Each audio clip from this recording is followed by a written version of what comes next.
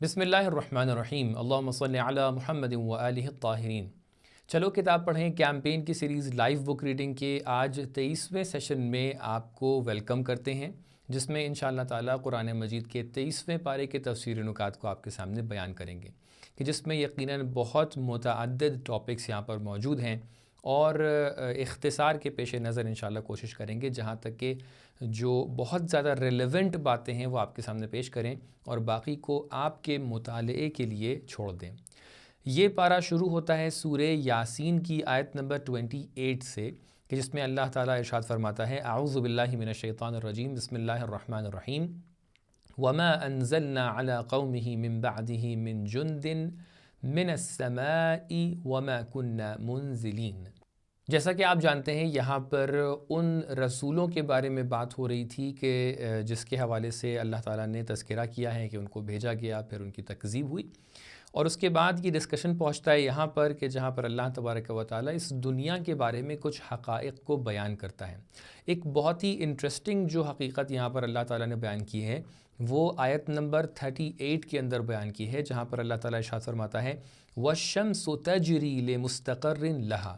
یہ جو سورج آپ دیکھ رہے ہیں یہ ایک سمت جا رہا ہے۔ اس آیت یعنی آیت نمبر 38 کی متعدد تفسیروں کو بیان کیا گیا ہے۔ اس میں سے ایک بہت ہی مشہور و معروف تفسیر جو ہے وہ یہ ہے کہ یہ جو سورج ہے اور اس کے اندر جو آپ روٹیشن اور ریولیوشن دیکھتے ہیں،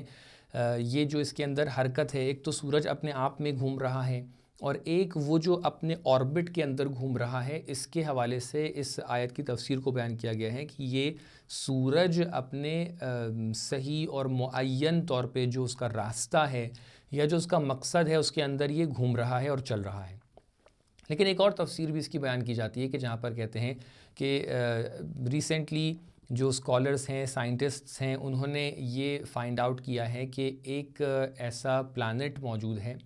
یا ایک ایسا سٹار موجود ہے کہ جس کو ویگا کے نام سے جانا جاتا ہے، اور یہ سورج اپنے آربٹ کے ساتھ جو اپنے آربٹ میں گھوم رہا ہے، اس کے ساتھ یہ ویگا کی سمت بھی آگے بڑھ رہا ہے اور دھیرے دھیرے اس کی طرف جا رہا ہے، کہ جس ویگا کے بارے میں کہتے ہیں کہ جو سورج کے 2 گنا بڑا ہے اور 40 گنا اس کی لائٹ اور اس کی گرمی زیادہ ہے۔ تو جیسا کہ آپ دیکھ سکتے ہیں کہ اللہ تبارک و تعالیٰ نے اس بات کو اس زمانے میں نازل کیا اور اس زمانے میں بیان کیا کہ جس زمانے میں ابھی تک کے لوگوں کے لیے کلیئر نہیں تھا کہ سورج کی حقیقت کیا ہے، کیا یہ اپنے آپ میں کوئی گھومتا ہے یا یہ چلتا ہے یا نہیں چلتا ہے یا اپنی جگہ پر باقی ہے۔ اللہ تعالیٰ نے اس زمانے میں تجری کا لفظ استعمال کیا کہ جو قرآن کی علمی معجزے ہونے پر ایک بہت بڑی دلیل ہے۔ اس کے بعد اگلی ہی آیت میں اللہ تعالیٰ ایک اور حقیقت کی طرف اشارہ کر رہا ہے اور ارشاد فرما رہا ہے کہ وَالْقَمَرَ قَدَّرْنَاهُ مَنَازِلَ حَتَّى عَادَ كَالْعُرْجُونِ الْقَدِيمِ۔ خود چاند کے حوالے سے کہ اس کے کون کون سے مراحل اور کون کون سی منزلوں کو طے کیا گیا۔ آپ جانتے ہیں کہ یہ چاند کی 28 منزلیں ہیں یا 27 منزلیں ہیں کہ جو مہینے بھر میں چاند مختلف مراحل و منزلوں کے اندر گزرتا ہے، تو اس کی طرف بھی اللہ تعالیٰ نے یہاں پر اشارہ کیا ہے۔ اس کے بعد آیت نمبر 47 میں ہم دیکھتے ہیں کہ لوگ انفاق نہ کرنے کے کیسے کیسے بہانے لے کر آتے تھے کہ اگر اللہ تعالیٰ چاہتا تو اس شخص تک کہ اپنا رزق پہنچا دیتا تو میرے انفاق کرنے نہ کرنے سے کوئی فرق نہیں پڑے گا۔ وہ لوگ یہ نہیں جانتے ہیں کہ اللہ تعالیٰ نے جو نظام قائم کیا ہے اس نظام کو ایسے ہی قائم کیا ہے کہ ہر فرد سے مختلف بہانوں کے ذریعے سے اس بات کی تاکید کی گئی ہے کہ تم انفاق کرو۔ تمہارے انفاق کرنے کا ایک طرف یہ پہلو ہوگا کہ تمہاری آزمائش ہو جائے گی کہ تم اللہ تعالیٰ کی بات کو کس حد تک کہ مانتے ہو، اور ساتھ ہی ساتھ جس شخص تک کہ رزق پہنچنا چاہیے اور جو ضرورت مند ہے اس تک کہ رزق پہنچ جائے گا۔ اس کے بعد آیت نمبر 58 کے اندر اس طریقے سے ارشاد ہو رہا ہے کہ سلام قولا من رب الرحیم۔ وہ لوگ کہ جو بہشتی ہیں، جنتی ہیں، جب وہ جنت کے اندر انٹر ہو جائیں گے تو سب سے پہلے اللہ تعالیٰ ان کو یہ سلام کی آواز دے گا اور سلام کا پیغام پہنچائے گا۔ یہ ایک اس طریقے کا پیغام ہے کہ جس کے بعد سے وہ کسی بھی چیز کے لیے پریشان نہیں ہوں گے، غمزدہ نہیں ہوں گے، بلکہ ہر طریقے کا امن و امان ان کے لیے فراہم ہو جائے گا۔ اس کے بعد ہم دیکھتے ہیں آیت نمبر 80 میں اللہ تعالیٰ نے پھر ایک حقیقت کی طرف اشارہ کرتے ہوئے اس طریقے سے ارشاد فرمایا ہے کہ الذی جعل لکم من الشجر الاخضر نارا فاذا انتم منہ توقدون۔ یہاں پر اللہ تعالیٰ ایک حقیقت کی طرف اشارہ کر رہا ہے کہ وہ اللہ تعالیٰ کی قدرت وہ ہے اور اللہ تعالیٰ وہ ذات ہے کہ جس نے تمہارے لیے سبز پیڑوں سے آگ خلق کی ہے۔ اس کی ایک تفسیر تو پہلے بیان کی جاتی تھی کہ وہ پیڑ کے جو لوگ آگ جلانے کے لیے استعمال کیا کرتے تھے، لیکن جتنا جتنا علم ترقی کرتا گیا اس میں سے ایک اور بات نکل کے سامنے آئی، اور وہ حقیقت والی بات یہ ہے کہ جو فوٹو سینتھسس والا جو پروسیجر ہے کہ جہاں پر آپ دیکھتے ہیں کہ پیڑ عام طور سے جو ہوا اپنے اندر جذب کرتے ہیں اس میں سے وہ آکسیجن کو باہر چھوڑ دیتے ہیں اور جو کاربن ہوتا ہے اس کو اپنے اندر رکھ لیتے ہیں، پھر کاربن کو پانی کے ساتھ ملا کر پھر وہ پروسیجر شروع ہوتا ہے کہ جہاں پر وہ لکڑی جو پیڑ کی ہوتی ہے اس کی تشکیل ہوتی ہے۔ لیکن علماء اور سائنٹسٹ کا کہنا یہ ہے کہ یہ جو پورا پروسیجر چل رہا ہے اس سب کے اندر اس پیڑ کو ایک انرجی کی ضرورت ہوتی ہے، اور کیونکہ جتنی بھی انرجیز اس دنیا کے اندر موجود ہیں وہ سب کی سب سولر انرجی سے لی جاتی ہیں، اس لیے اس پیڑ کے اندر بھی وہ سولر انرجی ایک طریقے سے جذب ہو جاتی ہے، اور جب بعد میں یہ لکڑی سامنے آتی ہے نکل کے، اس پیڑ کا ڈھانچہ سامنے نکل کے آتا ہے، اگر اس کو جلایا جاتا ہے تو پھر وہ کاربن اس کے اندر سے نکل کے سامنے آتا ہے کہ جس کے اندر سولر انرجی بھی موجود ہوتی ہے۔ یہ سولر انرجی کا اس کے اندر آنا ایک طریقے سے تشبیہ ہے اس آگ سے کہ جو اللہ تعالیٰ اس آیت کے اندر بیان فرما رہا ہے کہ الذی جعل لکم من الشجر الاخضر نارا، کہ اس نے اس سبز پیڑ کے اندر ایک آگ بھی رکھی ہے۔ یہ آگ وہی انرجی ہے کہ جو پیڑ کے اندر موجود ہوتی ہے۔ یقیناً اگر علم اتنی ترقی نہ کرتا تو شاید اس آیت کی اس طریقے سے تفسیر کرنا بہت سخت ہوتا۔ اس کے بعد ہم دیکھتے ہیں سورہ صافات شروع ہو جاتا ہے کہ جس کے اندر اللہ تعالیٰ پھر سے اس دنیا کی خلقت کے بارے میں، اسی طریقے سے اس دنیا کے اختتام یعنی معاد کے بارے میں گفتگو کرتا ہے، اور اسی طریقے سے متعدد ذرائع سے اللہ تعالیٰ اپنی آیات کو بیان کرتا ہے اور مشرکین کو بار بار اس حقیقت کی طرف توجہ دلاتا ہے۔ سورہ صافات کی آیت نمبر 40 اور 41 میں ہم دیکھتے ہیں کہ اللہ تبارک و تعالیٰ نے عباد مخلص یعنی اللہ تعالیٰ کے جو مخلص بندے ہیں ان کے لیے اس طریقے سے کہا ہے کہ اس سے پہلے یہ عرض کیا بیان کیا ہے کہ جو لوگ عمل انجام دیتے ہیں اللہ تعالیٰ ان کو جزا دیتا ہے، لیکن ان لوگوں کو کہ جو مخلص بندے ہیں، جو مخلص بندے ہیں ان کے لیے آیت نمبر 41 میں کہتا ہے کہ اولئک لہم رزق معلوم، ان کا رزق ایک الگ ہی رزق ہے، ان کے لیے ایک الگ ہی ریوارڈ رکھا ہوا ہے۔ تو لہٰذا یہاں سے معلوم ہوتا ہے کہ جو اللہ تعالیٰ کے مخلص بندے ہیں، خالص ترین بندے ہیں، آپ کو یاد ہوگا مخلص بندے وہ بندے ہیں کہ جن کو شیطان بھی نہیں بہکا سکتا ہے، تو لہٰذا ان کے لیے اللہ تعالیٰ نے ایک بہت ہی خاص جزا روز قیامت میں رکھی ہے۔ اس کے بعد جناب ابراہیم کا تذکرہ بہت سی آیات کے اندر ہوتا ہے، اور اس کے بعد اللہ تعالیٰ دوسرے انبیاء کا تذکرہ کرتے کرتے یہاں تک کہ پہنچتا ہے کہ جہاں پر جناب ابراہیم کے سامنے وہ پورا واقعہ پیش آتا ہے کہ جہاں پر وہ اپنے فرزند جناب اسماعیل کو لے کر جاتے ہیں قتل گاہ میں اللہ کے حکم سے، اور اس کے بعد وہ ماجرا کہ جو آپ کے سامنے موجود ہے اور اس میں مزید توضیح دینے کی ضرورت نہیں ہے۔ یہاں سے ہم پہنچتے ہیں جناب یونس کے واقعے کی طرف کہ جہاں پر جناب یونس کا پورا وہ واقعہ کہ انہوں نے اپنے قوم کے درمیان تقریباً 40 سال تک کے تبلیغ کی، اور اس کے بعد ان کے اوپر اکثر لوگوں نے ایمان اختیار نہیں کیا، اور صرف 2 لوگوں نے ان کے اوپر ایمان اختیار کیا، جن میں ایک عابد تھے اور ایک عالم تھے۔ اور اس کے بعد جناب یونس نے تھک ہار کر اللہ تعالیٰ سے دعا کی کہ یہ قوم کسی بھی طریقے سے مومن بننے والی نہیں ہے، لہٰذا ان کا جو بھی فائنل ڈیسٹینیشن ہے، ان کو جو بھی آخر میں ان کے اعمال کا نتیجہ ملنا ہے اس کو دے دیا جائے، یعنی ان کے لیے عذاب کی دعا کر دی۔ لیکن یہی عذاب کی دعا کرنا جناب یونس کے لیے ایک امتحان کا سبب بن گیا۔ کیوں؟ کیونکہ اللہ تعالیٰ نے ان سے یہ توقع رکھی تھی کہ وہ اس سے زیادہ صبر کرتے اور اس سے زیادہ تبلیغ انجام دیتے، اس سے زیادہ لوگوں کی باتوں کو سہتے، یہاں تک کہ وہ کسی بھی طریقے کی بد دعا کے لیے ہاتھ اٹھاتے۔ تو لہٰذا یہاں سے جناب یونس نے یہ جو ترک اولا کیا، اس میں کوئی غلطی نہیں تھی، کوئی گناہ نہیں تھا، لیکن یہ ترک اولا تھا، بہتر یہ تھا کہ جناب یونس اس سے مزید اور صبر کر لے جاتے۔ تو لہٰذا اللہ تعالیٰ نے ان سے امتحان لینا شروع کیا۔ جب وہ اپنی قوم سے دور جانے لگے اور ایک کشتی تک کے پہنچے، اس کشتی میں سوار ہوئے، تو اس کشتی کے آگے ایک مچھلی آ گئی، ایک بہت بڑی سی مچھلی کہ جس نے اپنا منہ کھول لیا، اور اس کشتی میں بیٹھے لوگوں نے یہ طے کیا کہ ہم لوگوں میں سے کوئی نہ کوئی اس کے منہ میں جائے گا اور اس کے لیے غذا بنے گا۔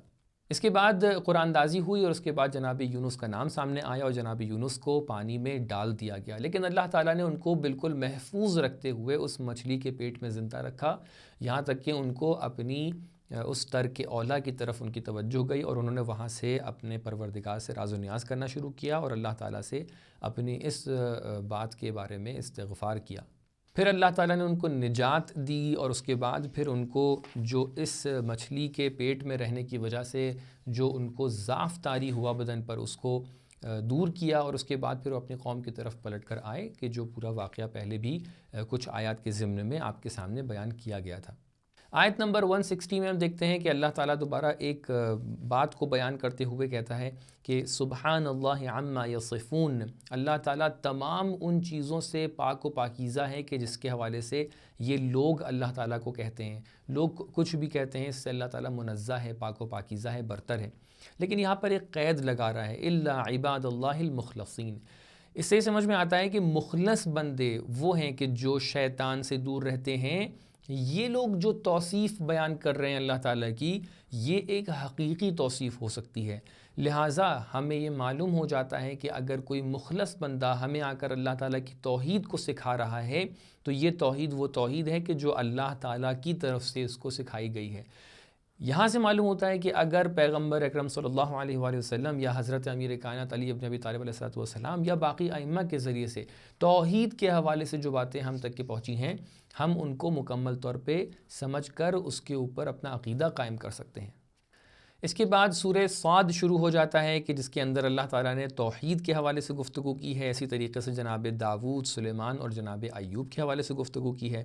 اسی طریقے سے کافروں کے حوالے سے، انسان کی تخلیق کے حوالے سے اور متعدد موضوعات پر یہاں پر گفتگو موجود ہے۔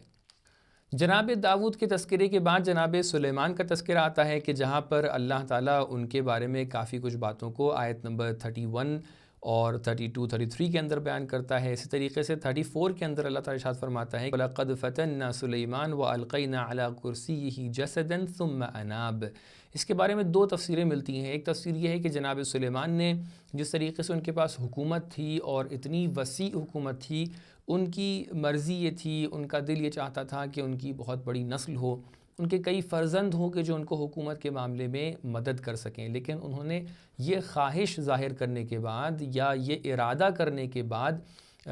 اللہ تعالیٰ کی بارگاہ میں اللہ تعالیٰ کی مرضی کو شامل نہیں کیا۔ اس طریقے سے کچھ روایت اور تواریخ کے اندر دکھائی پڑتا ہے، نظر آتا ہے کہ انہوں نے انشاءاللہ نہیں کہا۔ تو لہٰذا یہ ترک اولیٰ جو ہوا جناب سلیمان کے ذریعے سے، اس کا نتیجہ یہ ہوا کہ اللہ تعالیٰ نے ان سے امتحان لیا اور ان کے کئی متعدد شادیوں کے باوجود ایک بھی بچہ ان کا کوئی پیدا نہیں ہوا، اور ایک بچہ جو ان کا پیدا ہوا وہ اتنا نحیف، اتنا ضعیف اور اتنا بیمار پیدا ہوا کہ وہ دکھنے میں ایک جسد کے مانند یا ایک بے روح جسم کے مانند ان کے سامنے موجود تھا، کہ یہاں پر اسی چیز کو تشبیہ کیا جا رہا ہے کہ اس کے جسد کو، اس کے جسم کو لا کر ان کے سامنے رکھا گیا جناب سلیمان کے سامنے، اور انہوں نے جب اس بات کو دیکھا تو ان کو یہ بات یاد آئی کہ ان کو اللہ تعالیٰ کے حوالے یہ کام کرنا چاہیے تھا کہ اللہ تعالیٰ جو بھی بہتر سمجھتا ہے اور جتنے فرزند بہتر سمجھتا ہے ان کو دے۔ اور یہاں سے یہ انابہ کا لفظ آتا ہے کہ انہوں نے دوبارہ اللہ تعالیٰ کی طرف توجہ کی اور اللہ تعالیٰ کی بارگاہ میں اس ترک اولیٰ کے حوالے سے استغفار کیا۔ آیت نمبر 48 کے اندر اللہ تعالیٰ جناب یسع اور جناب ذوالکفل کے بارے میں اشارہ کرتا ہے کہ یہ دو بھی اللہ تعالیٰ کے پیغمبر تھے۔ جناب یسع جو تھے وہ جناب عیسیٰ کے مانند تھے، وہ جناب عیسیٰ کے مانند مردوں کو زندہ کرتے تھے، وہ جناب عیسیٰ کے مانند تمام تر وہ قدرتیں رکھتے تھے کہ جناب عیسیٰ کے پاس تھیں۔ اور اسی طریقے سے جناب ذوالکفل جو تھے کہ جن کا نام عویدیہ بیان کیا جاتا ہے، وہ بھی ایک پیغمبر ہوا کرتے تھے۔ اس کے بعد سورہ زمر شروع ہو جاتا ہے کہ جس کے اندر اللہ تعالیٰ نے توحید کے حوالے سے کافی کچھ باتوں کو بیان کیا ہے۔ اللہ تعالیٰ نے معاد اور روز قیامت اور اس کی جزا کے بارے میں،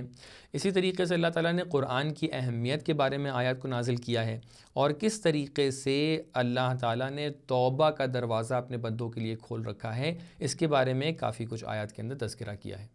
آیت نمبر 9 کے اندر اللہ تعالیٰ ارشاد فرماتا ہے کہ قُلْ هَلْ يَسْتَوِي الَّذِينَ يَعْلَمُونَ وَالَّذِينَ لَا يَعْلَمُونَ۔ یہ ایک طریقے سے اسلام کے ایک بہت ہی اہم پہلو کی طرف اشارہ کرتا ہے